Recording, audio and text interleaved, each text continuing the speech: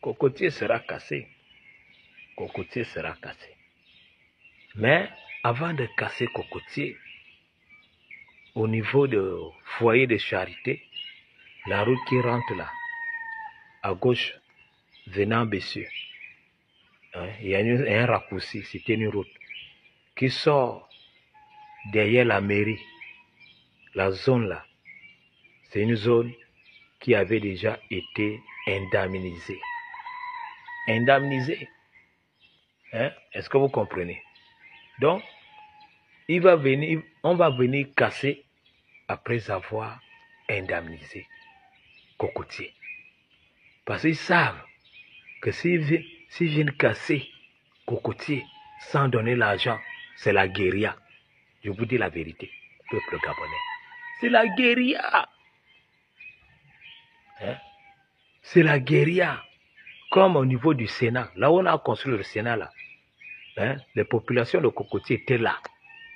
Quand ils sont venus casser, ils ont voulu faire ce qu'on a fait quelque part là. Il y a eu les habitants sont sortis avec les calibres 12. Avec les calibres 12, je me souviens à l'époque de Bongo Père. D'où les négociations ont commencé immédiatement. Les négociations avaient commencé immédiatement pour construire le Sénat. Il y avait un maquis qu'on appelle cet endroit-là, derrière l'immeuble de pétrole, derrière le Sénat, il y avait un maquis qu'on appelait point de chute. La ruelle là. Il y avait un maquis qu'on appelait point de chute. Donc, les papas, ils sont sortis avec le calibre 12. Tu casses ma maison, moi je te fusille. Tu vois, les engins sont là, garés. La police est là, garée. Tu casses ma maison, moi je te fusille. Et il disait, Omar Bongo ne m'a pas donné l'argent pour construire ma maison.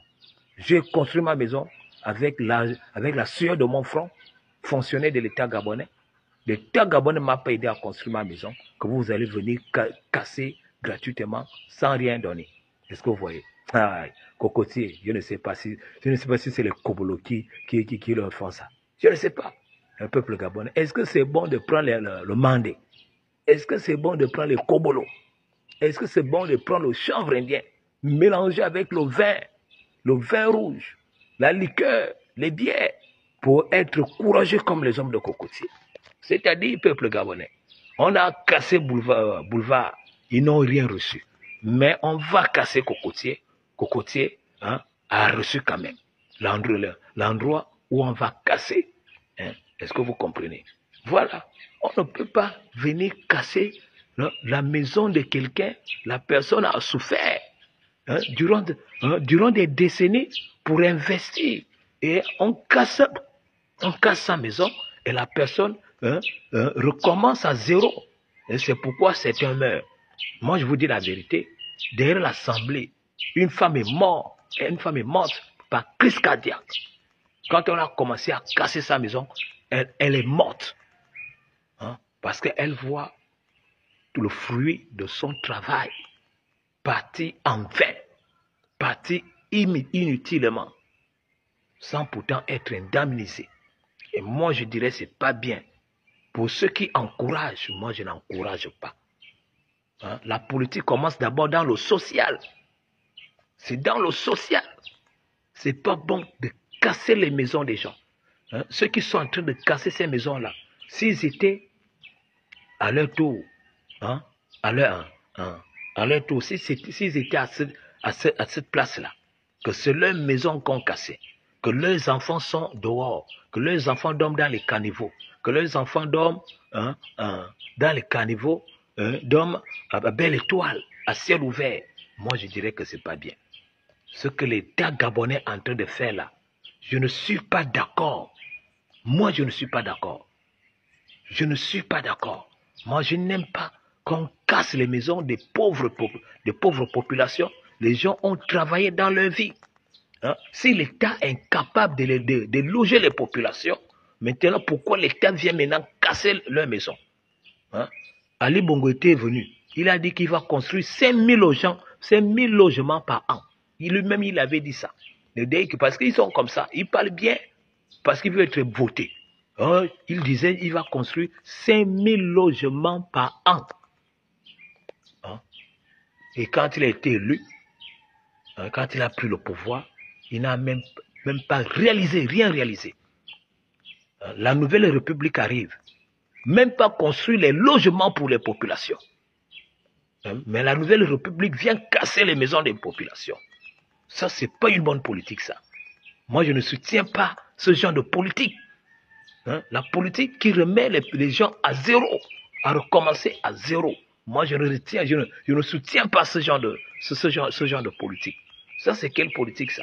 Les gens vivent de leur maison, de leur loyer, de là où il y a pas là où il y a le chômage, avec le loyer, et on arrive à nourrir les enfants, envoyer les enfants à l'école, et c'est ces maisons-là qu'on vient casser pour que les gens reviennent à zéro, que les gens recommencent à zéro. Peuple gabonais, si vous soutenez les conneries, moi je ne suis pas là-dedans. J'interpelle les ONG. Les ONG, il faut se soulever. Il faut se soulever, pas pour faire les émeutes, mais pour dénoncer et pour dire que c'est pas bien, qu'on ne peut pas laisser les familles, à belle étoile. C'est pas bien ce que l'État est en train de faire là. C'est pas bon. Moi, je condamne cela. Moi, je condamne cela. J'interpelle la communauté internationale. Parce qu'il y a un droit international qui commande le droit national. Pourquoi je le dis? Je prends un exemple. Quand le PDG avait dissous l'Union nationale, le droit international avait intervenu. Et le droit international avait dit qu'on ne peut pas dissoudre un parti politique qui a les militants. Grâce au droit international, l'Union nationale avait été rétablie. On avait rétabli l'Union nationale grâce au droit international. Ce n'était pas grâce à la Cour constitutionnelle, jamais. Ce n'était pas grâce à nos tribunaux, jamais.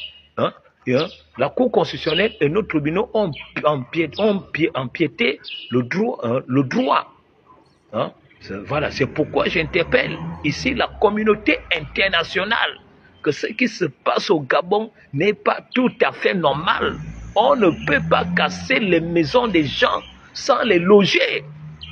C'est dans quel pays au monde on a vu ça? On parle du Cameroun. Le Cameroun donne de l'argent quand on te casse. Le Cameroun donne l'argent. Ça ne se passe nullement ailleurs. Incapable de loger les populations.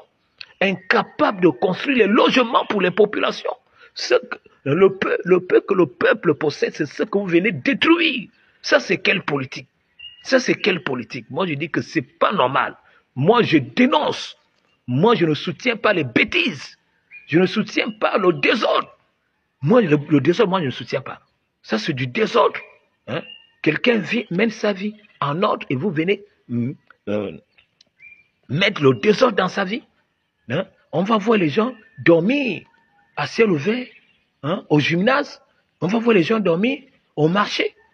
Donc, vous voulez rendre le Gabon, notre pays, vous voulez rendre les populations comme les populations.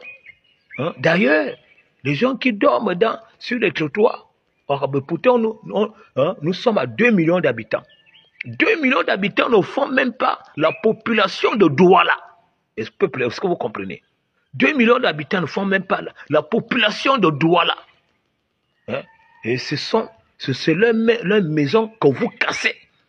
Et que sans les loger, moi je dis, moi la machine russe, Ingela Bikeng, je ne soutiens pas. Moi le frère de Pachoko, Debikeng, je ne suis pas d'accord. Moi, je dénonce. Moi, canton, Bikondo, canton Ili-Ikorité, district Bikondo, je dis que c'est pas bien. Peuple gabonais, c'est pas bien.